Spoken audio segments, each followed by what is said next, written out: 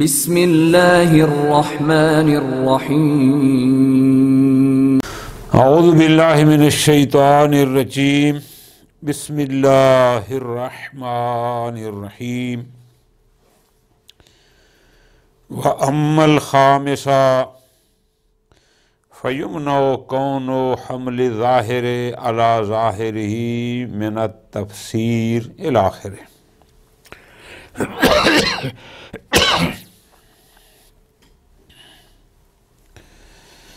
موضوع ہمارا چل رہا تھا کہ آیا ظواہر حجت ہیں یا نہیں۔ ہم ظواہر کی حجیت کے قائل ہو گئے، بعض اخباری حضرات اس بات کے قائل ہو گئے کہ نہیں، باقی مقامات پر تو ظواہر حجت ہیں لیکن ظواہر قرآن حجت نہیں ہیں۔ ان کی طرف سے ملا خن رحمہ اللہ نے دلیلیں دیں۔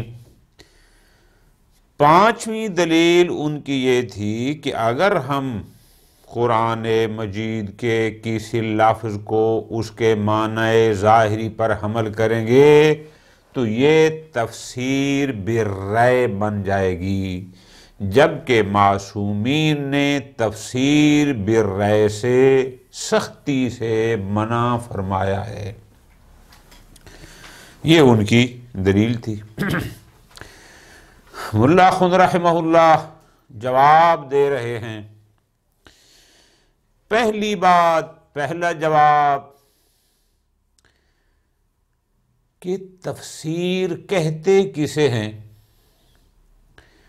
تفسیر کا مطلب ہوتا ہے کسی پوشیدہ چیز کو ظاہر کرنا، کسی چھپی ہوئی چیز سے پردے کو ہٹانا۔ اگر لفظ ایک معنی میں ظہور رکھتا ہے، وہ پہلے سے ہی اس کا معنی ظاہر ہے، اس میں کون سی پوشیدہ چیز ہے، کون سی چھپی ہوئی چیز ہے کہ آپ اس کو تفسیر کا نام دے رہے ہیں؟ اور آسان گویا ملا خود رحمہ اللہ فرمانا چاہتے ہیں کہ لفظ کو اس کے معنی ظاہری پر حمل کرنا اصلاً تفسیر کا مصداق ہی نہیں ہے۔ تفسیر کی جو تعریف ہے وہ اس پر سادگی نہیں آتی۔ ایک ہو گیا۔ دوسرا جواب ہم کہہ سکتے ہیں کہ یوں فرماتے ہیں، فرض کرو ہم آپ کی بات مان لیں کہ جناب قرآن مجید کا یہ لفظ فلاں معنی میں ظہور رکھتا تھا اور آپ نے بس اسی معنی ظاہری کو لے لیا، تو یہ تفسیر بالرأی کا مصداق ہے۔ آپ کے پاس کیا ثبوت ہے کہ یہی اس کا معنی ہے جو اس کا معنی ظاہری ہے؟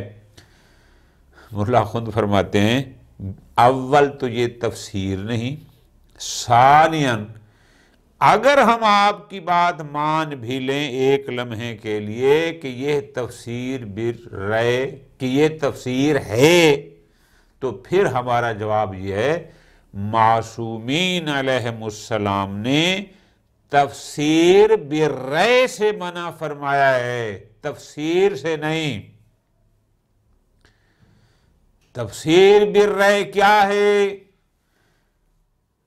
اپنی مرضی کے مطابق، بالفعل دیگر اپنی پسند و ناپسند کے مطابق تفسیر کرنا۔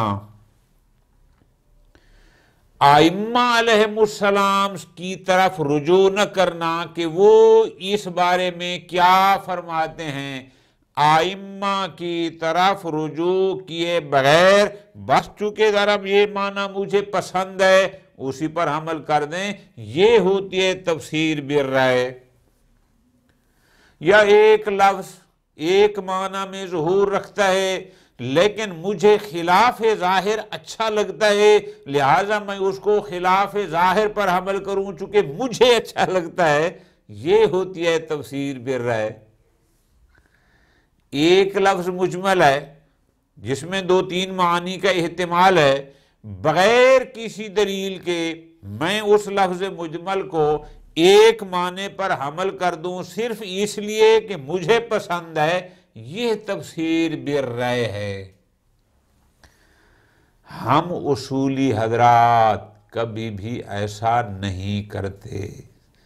ہم نے گزشتہ دروس میں گزارش کی کہ سب سے پہلے قرآن مجید کی جو آیت مبارکہ ہمارے سامنے آتی ہے، ہم سب سے پہلے اس کی تفسیر تلاش کرتے ہیں معصومین علیہم السلام کی زبان مبارک پر کہ انہوں نے اس کی کیا وضاحت فرمائی، انہوں نے اس حکم کو کیا بیان فرمایا، انہوں نے یہاں پر کیا فرمایا۔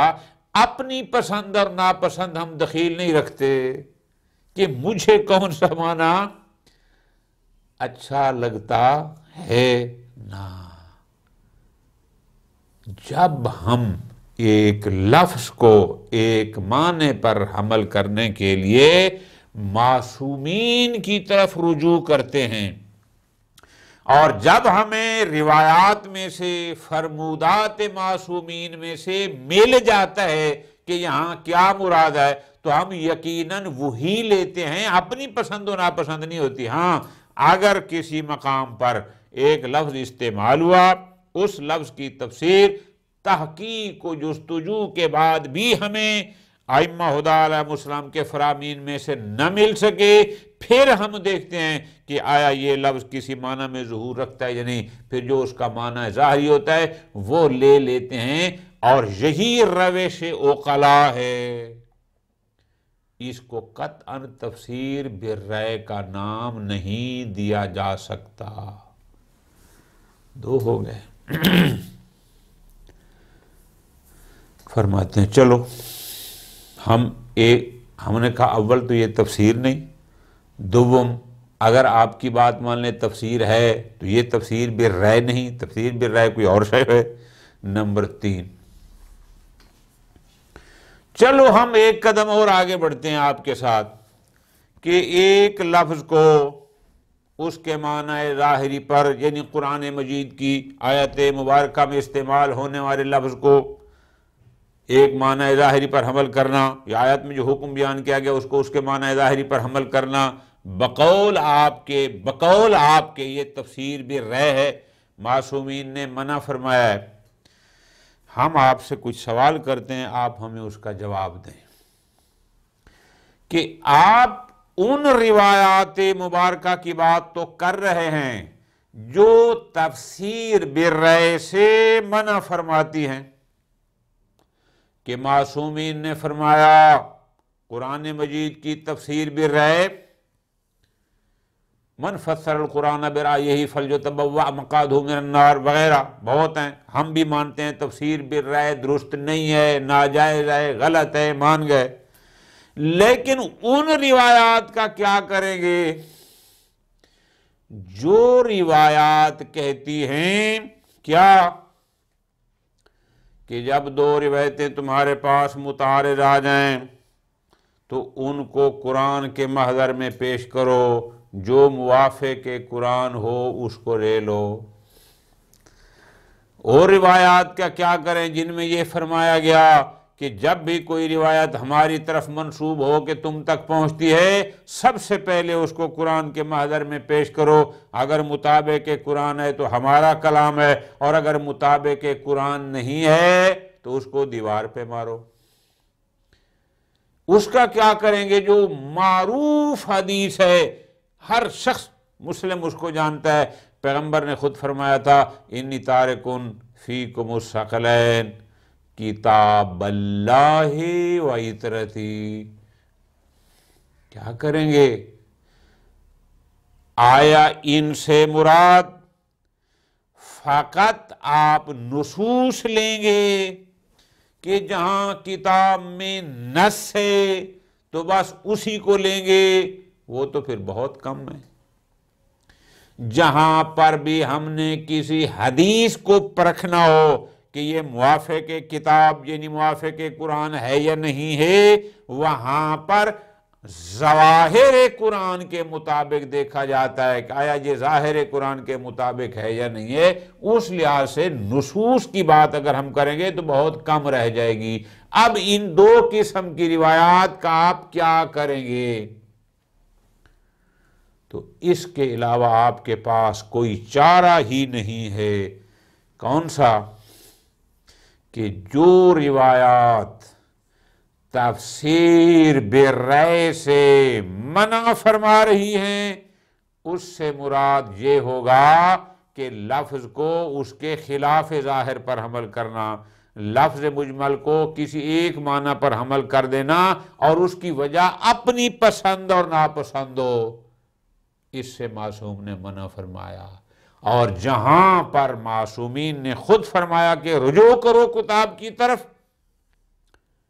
کتاب کو دیکھو، کتاب خدا کیا ہے، اس سے مراد ہوگا کہ وہ کتاب خدا، وہ جو قرآن مجید میں الفاظ استعمال ہوئے، جو احکام ہے، وہ کس معنی میں ظہور رکھتے ہیں، پس ان کا جو معنی ظاہری ہوگا وہی آپ لیں گے، جو حدیث مبارکہ اس معنی ظاہری کے مطابق ہوگی آپ اس کو لے لیں گے، اس کے علاوہ آپ کے پاس کوئی چارہ کار ہی نہیں ہے۔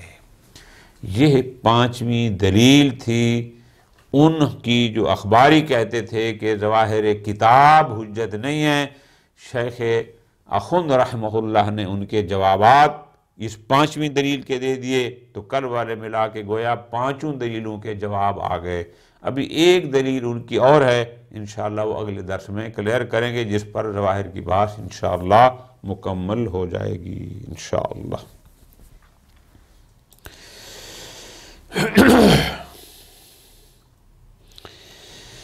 وَأَمَّا الْخَامِسَةُ، یعنی اخباری حضرات کی عدم حجیت ظواہر کتاب کی ادلہ میں سے 5ویں دلیل کا جواب وہ یوں بیان فرماتے ہیں۔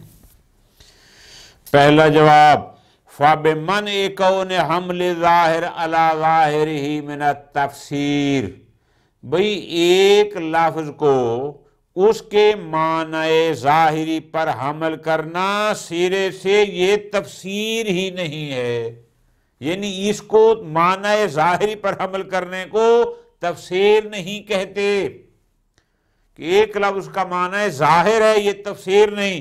کیوں؟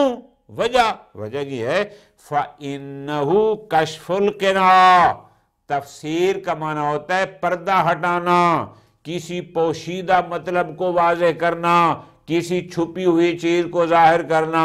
جو معنی پہلے سے ہی ظاہر ہے اس میں کچھ پوشیدہ نہیں ہے، کچھ چھپا ہوا نہیں ہے، وہ سرے سے تفسیر ہے ہی نہیں۔ وَلَا قِنَاعَ لِلظَّاہِرِ، اور جب ایک لفظ کسی معنی میں ظہور رکھتا ہو اور معنی ظاہری ہو، اس پر کون سا پردہ ہے کہ جس کو ہم ہٹا رہے ہیں؟ اصلاً پردہ ہی نہیں ہے، کچھ پوشیدہ ہی نہیں ہے، کچھ چھپا ہوا ہی نہیں ہے۔ ٹھیک ہو گیا؟ یہ ایک۔ نمبر 2، وَلَوْ سُلِّمَا، بالفرض ہم آپ کی بات مان بھی لیں ایک لمحے کے لیے کہ نہیں جی، لفظ کو، اس لفظ کتاب کو، لفظ قرآن کو معنی ظاہر پر حمل کرنا بھی تفسیر ہے، مان بھی لیں، تو ہمارا جواب فَلَيْسَ مِنَ التَّفْسِيرِ بِالرَّأْيِ، معصومین نے قرآن کی تفسیر بالرأی سے منع فرمایا ہے، نہ کہ تفسیر سے۔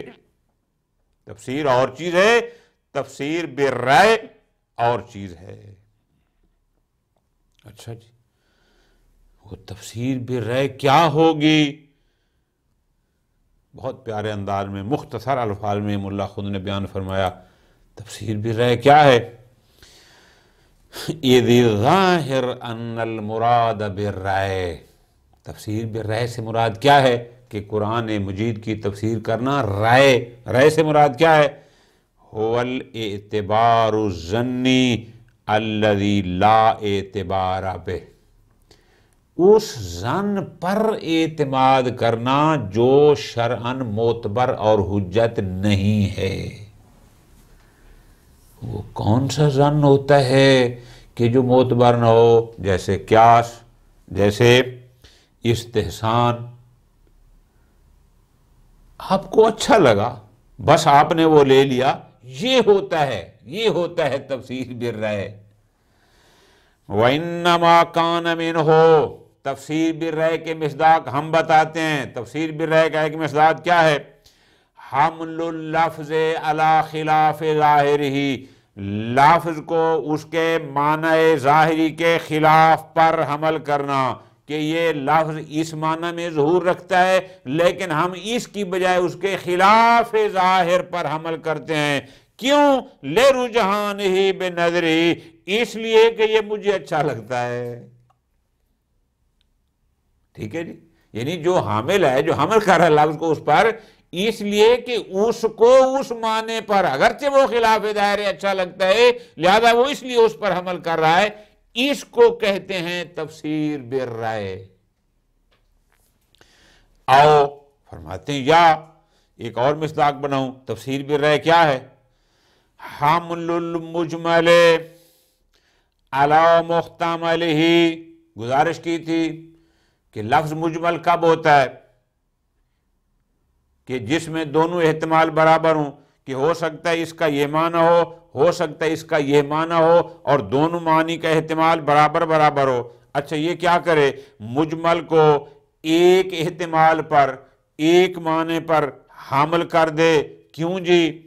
بمجرد مساعدتہ ذالک الاعتبار، اس لیے کہ وہ اعتبار، یعنی اس کی ذاتی جو شخصی ظن ہے، جو اس کی اپنی پسند ہے، وہ اس کی سپورٹ کر رہا ہے کہ اس لفظ کے اگرچہ دو معنی ہیں، میں آپ کو اردو میں آسان کر دوں، ہیں بھی دونوں برابر، لیکن مجھے یہ والا معنی زیادہ بہتر لگ رہا ہے، شخصی حوالے سے، بس میں اس پر حمل کرتا ہوں۔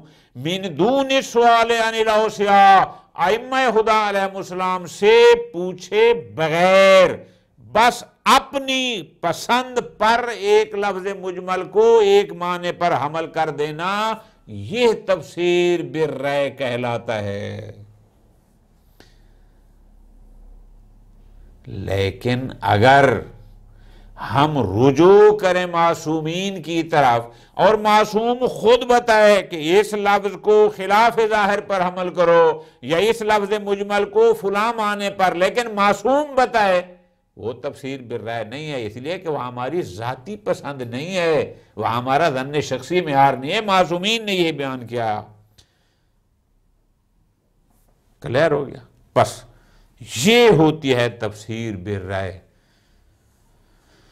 اور ہم اصولی حضرات کبھی بھی ایسی تفسیر نہیں کرتے کہ ہم ائمہ کی طرف رجوع کیے بغیر اپنی پسند پر ایک لفظ کو خلاف ظاہر پر حمل کر دیں، یا ایک مجمل کو ایک معنی پر حمل کر دیں، نہ، ایسا نہیں۔ فرماتے ہیں دیکھو، خود معصوم نے فرمایا، وفی بعض الاخبار، معصوم نے فرمایا، انما ہلک الناس فی المتشابہ، قرآن مجید میں آیات محکمات کے ساتھ ساتھ آیات متشابہات بھی موجود ہیں۔ بہت سارے لوگ ان متشابہات کے بارے میں یہاں پر ہلاک ہو گئے۔ کیوں؟ لِأَنَّهُمْ لَمْ يَقِفُوا عَلَى مَعْنَاهُ، اس لیے کہ ان کو ان کا معنی پتہ ہی نہیں تھا۔ وَلَمْ يَعْرِفُوا حَقِيقَتُهُ، اور اس کی حقیقت کو جانتے ہی نہیں تھے کہ یہ لفظ کس معنی میں ہے، یہاں پر مراد کیا ہے، کچھ پتہ نہیں تھا۔ پھر کرتے کیا ہیں؟ ہلاکت کی وجہ کیا ہے؟ یہاں سے شروع ہے۔ ہلاکت کی وجہ یہ ہے، فَوَضَعُوا لَهُ تَعْوِيلًا مِنْ عِنْدِ أَنفُسِهِمْ بِآرَائِهِمْ، اپنی ذاتی رائے، اپنی ذاتی سوچ، اپنی ذاتی خواہش کے مطابق ان کی ایک تعویل وضعوا گھڑتے ہیں، وہ ہوتا نہیں ہے، ایک معنی بناتے ہیں۔ وَاسْتَغْنَوْا بِذَلِكَ، اور اپنی اسی ذاتی شخصی خواہشات کے مطابق اس کی تعویل کر کے اوصیاء علیہم سے سوال کرنے سے مستغنی ہو جاتے ہیں۔ مراد کیا؟ خود ایک معنی گھڑ لیتے ہیں، خود ایک مطلب فرض کر لیتے ہیں، اور اوصیاء علیہم سے پوچھنے کی زحمت بھی نہیں کرتے۔ فَيَعْرِفُونَهُمْ، اور وہ کہتے ہیں کہ بس جناب ہمیں اس کا پتہ ہے کہ یہ اس کا مطلب یہ ہے۔ بات سمجھ آ گئی نا؟ ایسے لوگ ہوتے ہیں جو تفسیر بالرأی کرتے ہیں، ہم اصولی حضرات کبھی بھی ایسا نہیں کرتے۔ ٹھیک ہو گیا؟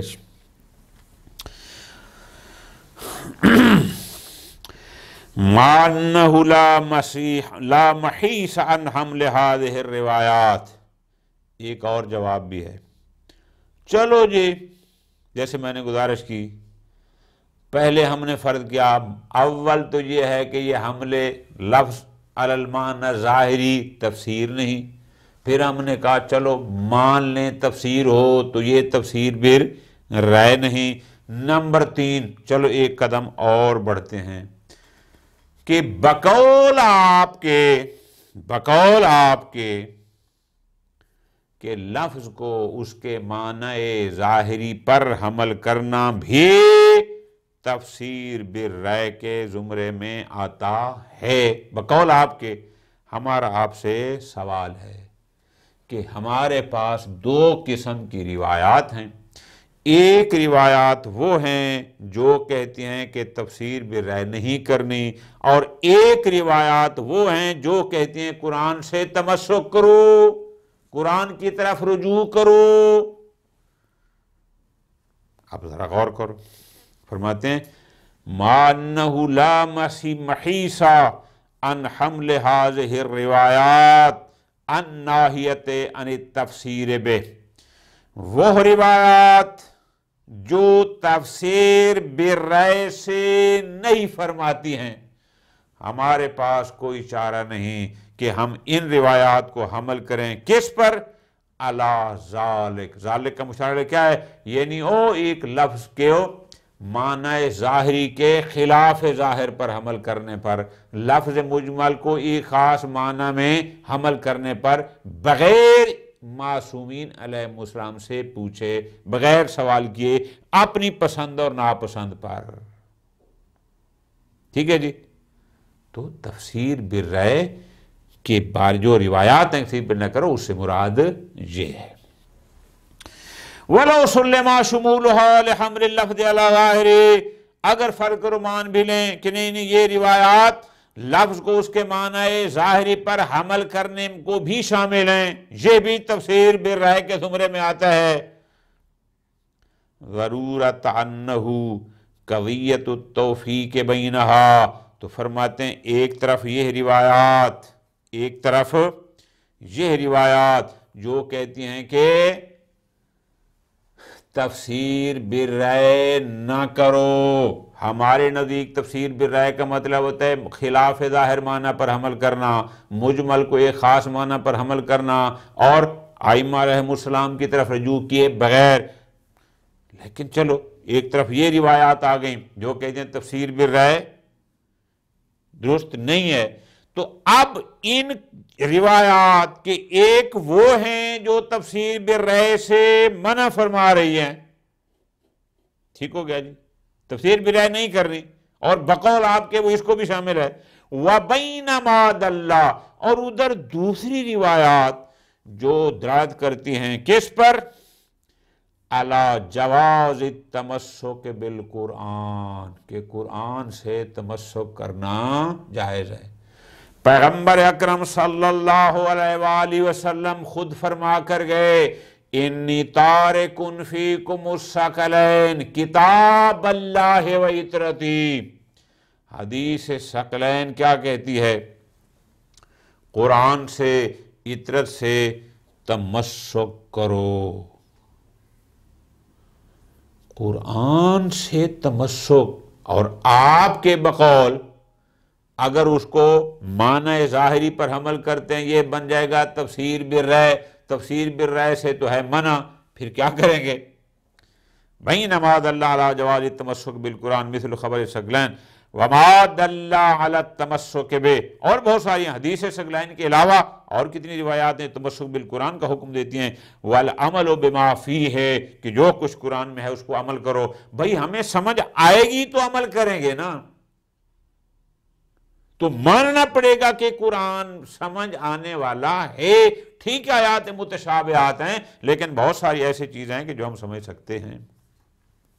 وَعَرْضِ الْأَخْبَارِ الْمُتَعَارِضَةِ عَلَيْهِ، حدیث آیا، فرمان آ گیا، جب تمہارے پاس دو روایتیں آ جائیں ان کا آپس میں تعارض ہو تو ان کو محضر قرآن پر پیش کرو، جو موافق قرآن ہو اس کو لے لو اور جو مخالف قرآن ہو چھوڑ دو۔ تو بھائی وہ جو موافق ہوگی وہ بھی تو ظاہر کی موافق ہوگی نا، اگر ظاہر کو تفسیر بالرائے کا نام دیں گے تو پھر اس کو بھی قبول نہیں کر سکتے۔ وَرَدِّ شُرُوطِ الْمُخَالَفَةِ لَا، فقہ میں آپ نے کیا پڑھا؟ کسی بھی عقد میں ہر وہ شرط لگانا جائز ہے جو خلاف کتاب و سنت نہ ہو۔ تو قرآن سے ہمیں سمجھ آئے گا تو اس شرط کا اس کے مخالف ہونا بھی سمجھ آئے گا۔ حدیثیں بھری پڑی ہیں، درست ہے ایک طرف حدیث ہیں، خبردار تفسیر بالرائے نہیں کرنی، لیکن ادھر یہ حدیثیں بھی تو موجود ہیں جو کہتی ہیں قرآن سے تمسک کرو، وہ روایات بھی موجود ہیں جو کہتی ہیں کہ اخبار متعارضہ کا فیصلہ قرآن پر کرو، وہ بھی کہتے ہیں کہ ایسی شرط نہ لگاؤ جو خلاف کتاب ہو، بہت ساری روایات ہیں۔ اب ان روایات کا کیا کریں گے؟ فرماتے ہیں اس قسم کی جتنی روایات ہیں مما لا محیص عن ارادت الارجاء الى ظواہرہ لا خصوص نصوص ہی، کیا ان سے مراد یہ ہے کہ جو نص کے مطابق ہو اسی کو لو؟ وہ تو بہت کم بچ جائیں گی۔ ہمارے پاس کوئی چارہ نہیں ہے کہ جو روایت ظواہر قرآن کے مطابق ہوگی ہم اس کو لیں گے، جو شرط ظاہر قرآن کے مخالف ہوگی اس کو رد کریں گے، اس کو قبول نہیں کریں گے۔ فقط نص کی بات نہیں ہے، بات سمجھ آ گئی؟ صرف نہ کیوں؟ اگر ہم کہتے ہیں کہ نہیں ان سب سے مراد یہ ہے کہ جو نصوص قرآن کے مطابق ہو، وہ پھر بہت کم رہ جائیں گی، نادر رہ جائیں گی، جبکہ ایسا نہیں ہے کہ ایک ایسا فائدہ، ایک ایسی منفعت جو منافع نادرہ میں سے ہو، اس کے لیے معصومین نے اتنے فرمان بیان کیے، یقیناً ایسا نہیں ہے۔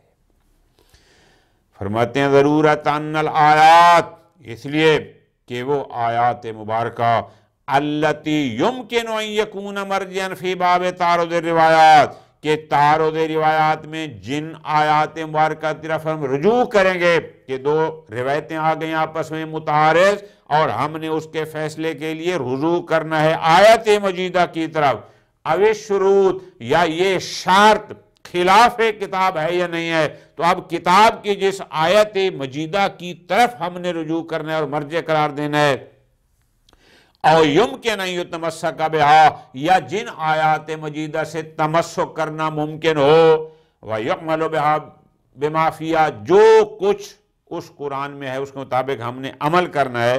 یہ سب کچھ، یہ کون سی آیات ہیں کہ جن کو ہم نے تعارض میں اپنا مرجع بنانا ہے، شروط کے مخالف کتاب یا موافق کتاب ہونے میں اپنا بنانا ہے، ہم نے ان سے تمسک کرنا ہے، ہم نے ان سے عمل کرنا ہے، وہ کون سی آیات ہیں؟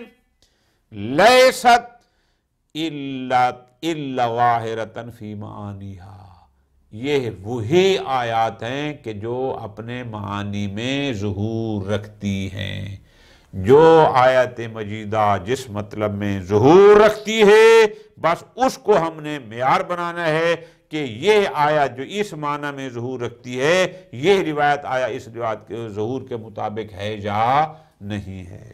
یہ آیت مجیدہ جو اس معنی میں ظہور رکھتی ہے بس ہم نے اسی پر تمسک کرنا ہے اور اسی پر ہی ہم نے عمل کرنا ہے۔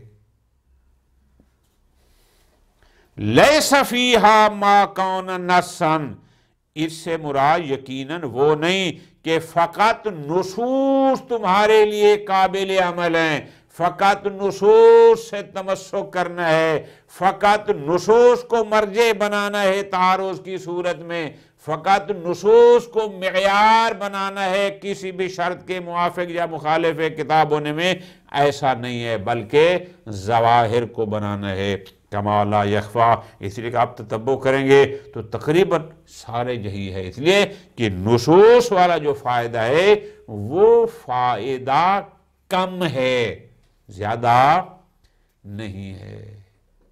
اور ائمہ ایسی منفعت کا حکم کیوں دیں کہ جو منفعت نادرہ ہو؟ نصوص بہت کم ہیں جبکہ ظواہر بہت سارے ہیں۔ پس نتیجہ بحث یہاں ہوا کہ جو پہلی 5 دلیلیں اخباری حضرات کی طرف سے دی جا سکتی تھیں کہ جس کے مطابق وہ کہتے ہیں کہ ظواہر حجت ہیں لیکن ظواہر کتاب حجت نہیں ہیں، شیخ اخند رحمہ اللہ نے ان 5 کے تفصیل سے جواب دے کر ان 5 دلیلوں کو رد فرمایا اور وہی اپنے موقف پر قائم ہیں۔ ہمارے نزدیک ظواہر حجت ہیں، وہ چاہے عام لوگوں کے کلام کا ظاہر ہو، چاہے کتاب اللہ کا ظاہر ہو، چاہے سنت کا ظاہر ہو۔ ابھی ایک دلیل ان کی اور ہے، انشاءاللہ وہ اگلے درس میں۔ وصلی اللہ علی محمد وآل محمد۔